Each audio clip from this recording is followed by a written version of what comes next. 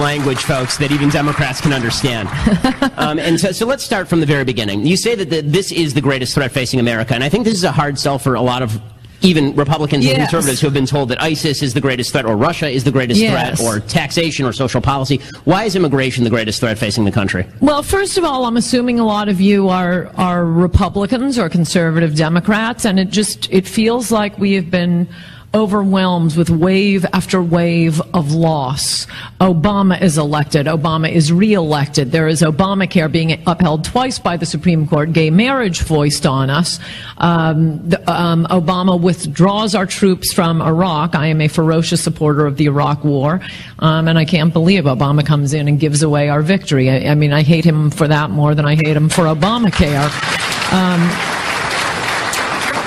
None of this had to happen. It is all the result of Teddy Kennedy's 1965 Immigration Act. Without the 1965 Immigration Act, the post-1970 immigrants, very different from the pre-1970 immigrants. So I don't want to hear any weeping about your grandfathers. But we'll get back to that. The post-1970 immigrants are what got Obama elected in the first place. He could not have been elected without the post-1970 immigrants who have been voting 8-2 for the Democrats.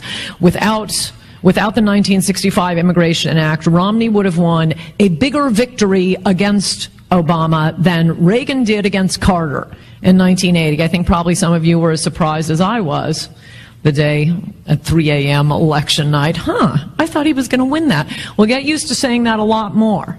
I thought we were going to win that election. What happened to that state? How did we get Obamacare? Well, Al Franken was the 51st vote for Obamacare. How did he win? Well, he cheated, but he wouldn't have been within shouting distance of cheating but for 100,000 Somalis now living in Minnesota, who were instructed by the first Muslim congressman, Keith Ellison, you must all vote for Al Franken. Without Obama as president, we wouldn't have Sonia Sotomayor. We wouldn't on the Supreme Court. We wouldn't have Elena Kagan on the Supreme Court. All these losses didn't have to happen. So whatever you think the most important issue is, it's not. I mean, even now, I get this sense, and from talking to people, you run into Democrats, and especially working-class Democrats, saying, you know, I have had it. The Democrats have gone too far. This hysteria over, you know, taking down Confederate soldiers and changing the name of the Jefferson Monument and the fake rape cases and Obamacare and gay marriage. That's it. I'm voting Republican. Hellfire will rain down on these Democrats. Well, that might well happen, but Americans are about to be outvoted by other voters, by foreign voters the Democrats have brought in. Now, that's only talking about the political aspect, because I'm assuming this audience cares about the political aspect, and why should you care about this issue more than anything else, certainly if you're a Republican. But it's more than that. In order to bring in voters who will vote 8-2 for the Democrats, we're bringing in extremely primitive cultures, and this is most of what my book covers.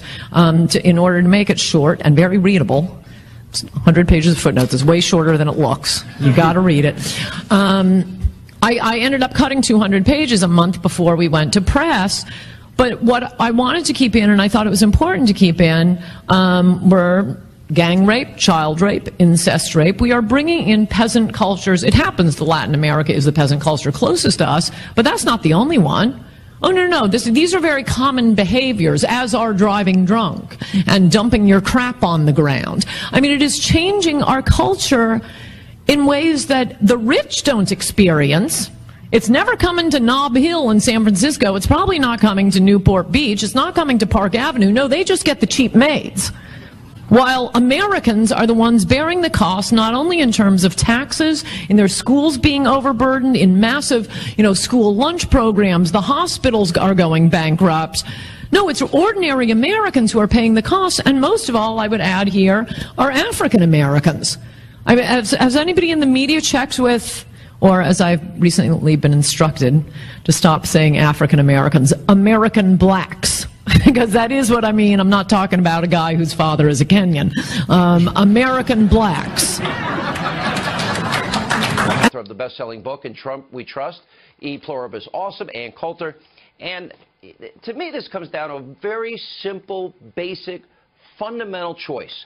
The inconvenience of a few guests that want the privilege to be here. The inconvenience, or the gambling with the lives of the American people. Why is that such a hard decision for people? No, and you're right in your monologue. Why can't we learn from Western Europe? Just a few weeks ago, German intelligence reports that 1,000 German residents have gone to fight with ISIS. Hundreds of them have come back to Germany, and what does Merkel do? She's setting them up with welfare because, you know, if they don't have a lot of welfare, that could radicalize them. Why don't we believe what these migrants say? They come to countries, they rape women. They're having a very difficult time learning not to rape women, even if they're infidel whores and have short skirts. What other immigrant group could not stop itself from raping masses of women? They march around saying, no, you're going to live under Sharia law. They commit terrorist acts. It's right in front of our eyes. And can you imagine, I mean, what Merkel has done is spreading throughout Western Europe. But just in Germany alone, combining German military discipline with Islamic ideology, it's terrifying what we're up against. Why would you do that in this country? And meanwhile, they keep trying to distract us with Russia, Russia, Russia. Russia is probably one of our better allies in the fight against Islam. They've been dealing with these Islamic terrorists for centuries now, and you remember, they're the ones who warned America about the Tsarnaev family that blew up the Boston Marathon. But no, our government officials wouldn't listen. Let's just worry about Russia now that how long ago did Reagan win the Cold War? It's over. It's 6 months of a conspiracy lie. I mean, it's been nonstop. Here's a really tough question. I know you'll touch it, but so many are afraid to touch it. If you grow up under Sharia and you're a man and you think you have the right to tell women they can't drive, travel, they've got to dress a certain way, they can't be seen in public without a male relative, if you think you can throw gays and lesbians off of big buildings and kill them or hang them, if you persecute Christians and Jews, how do we know? How do you ever vet somebody's mind and heart? If your culture, you grew up, that's what you learned, which directly contradicts our constitutional values. How do we vet that? Is that possible even? No, you're absolutely right. In addition to the fact that there is no, Syrian FBI, they don't have a computer database, and there was testimony before the Senate last year saying there's nothing to vet. There's nothing we can look at. I also think it's worth mentioning, maybe you've shown these, and if you haven't, you should. I tweeted it out a few weeks ago, photos of women going to college in Afghanistan not that long ago. It was in the 70s, and it looks like an American college campus. They're wearing, skirts and button-down shirts and carrying their book bags. Things can turn overnight when you're bringing in these masses of people from very, very different cultures and make it a hate crime to ask them to assimilate, for the cherry on top. And they have no intent of assimilating. Plus, what are we getting out of this? It's one thing if we're bringing in nuclear scientists or engineers. I don't think we're getting a lot of those. But the vast majority of refugees are just instantly coming in, sucking up welfare that's meant for our people. Yeah. Let me ask you a political question. One of my favorite clips of the Snowflake Left is you're on your buddy Bill Maher's show. And it's like June or July of 2015. And you say, yeah, Donald Trump has the best chance of winning. And the crowd just is laughing at you.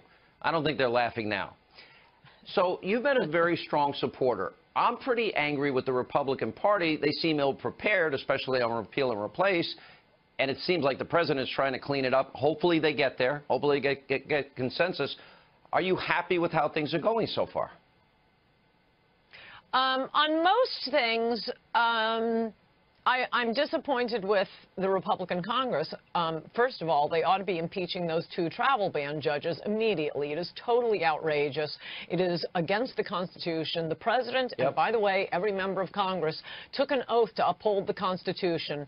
The commander-in-chief has authority over immigration. He has full authority not only through the Constitution and his duties as commander-in-chief, but through a federal law passed by Congress that's been on the books and reaffirmed in hundreds of Supreme Court cases, or rather court cases, at least a dozen Supreme Court cases. This is 100% the prerogative of the commander-in-chief, and to have a district court judge stepping in and saying, oh no, the commander-in-chief doesn't have that duty. What else could a district court just say, oh no, we're overruling your decision to go to war because, you know, someone in Hawaii could be affected.